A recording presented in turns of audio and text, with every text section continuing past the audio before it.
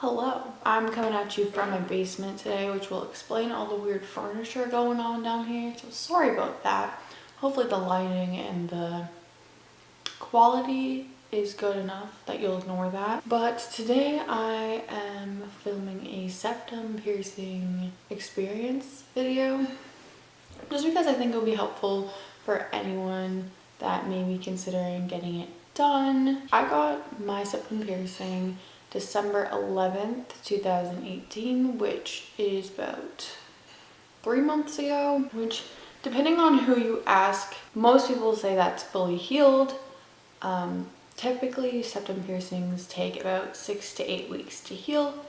My piercer actually told me that it would be around 1 month that I could come back in and get the jewelry changed. So it's all about your piercer and how they pierce it, because they're supposed to pierce it through the sweet spot, as you may know, which is the spot in your septum where there's no cartilage and it's just through skin. So it's a lot less painful and it takes less time to heal. So I had wanted a septum piercing ever since I was 15 years old, and I'm now 18. And the reason I waited 3 years to get it done was because my parents did not want me to get it, which is honestly fine. They're entitled to their own opinion. I obviously still went and did it. Didn't like go behind their backs and get it, even though like I could, because it's really easy to hide.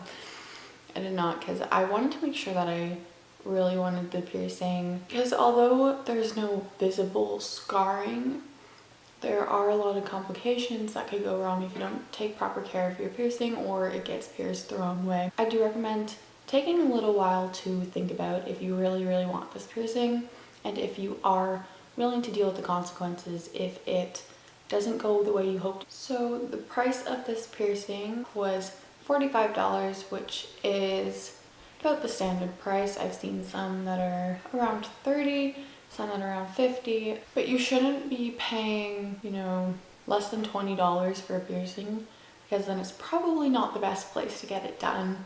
Probably not very sterilized. And yeah, so I was pierced with the silver stainless steel horseshoe, or curved barbell, whatever you want to call it, and it was 16 gauge, which is also the standard. Some places do 14.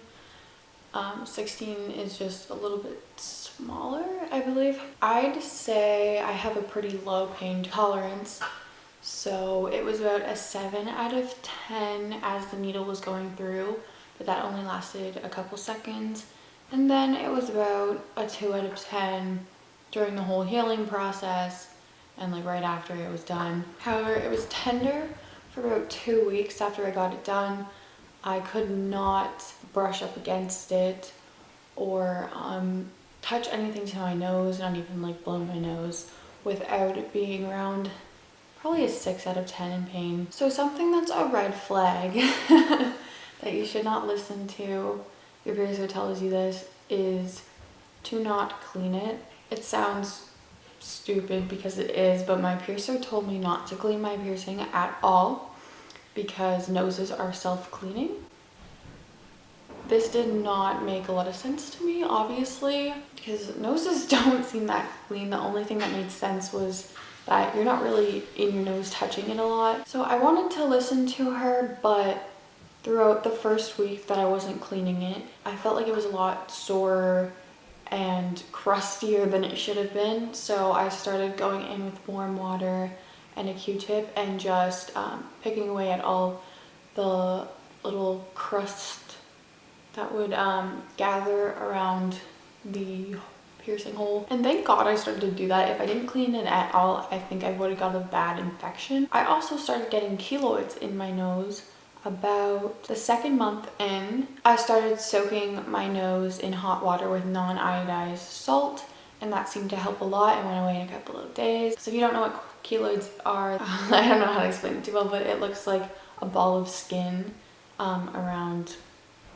the piercing that just kind of grows over everything, and it will stay like that, and the only way you can get it removed is through surgery. So I really didn't want that to happen. Luckily, it has gone away and will hopefully not return. Keloids form mostly from touching your piercing a lot. So definitely keep that in mind. It is harder than you would think to not touch it because it's something new you're not used to. It's just like a human reaction to want to touch it, but you cannot. I actually started flipping mine up way too early. About 3 weeks in, I thought it was healed because I thought it would only take a month and it just healed early.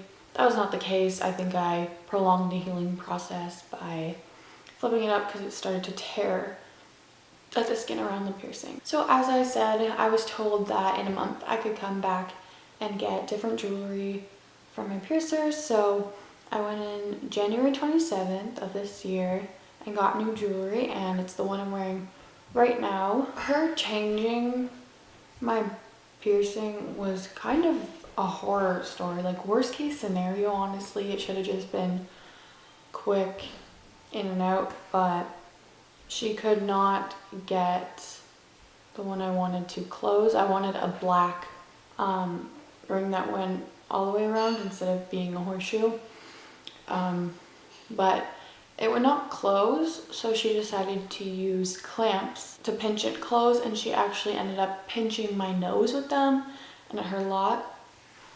So she ended up giving me the jewelry for free, thank God, because I would not have been paying for that. It honestly felt like it got pierced again, which was unpleasant to say the least. So overall, I really do like this piercing and the way it looks. I think most of my bad experience came with the piercer that did it, so definitely do some research.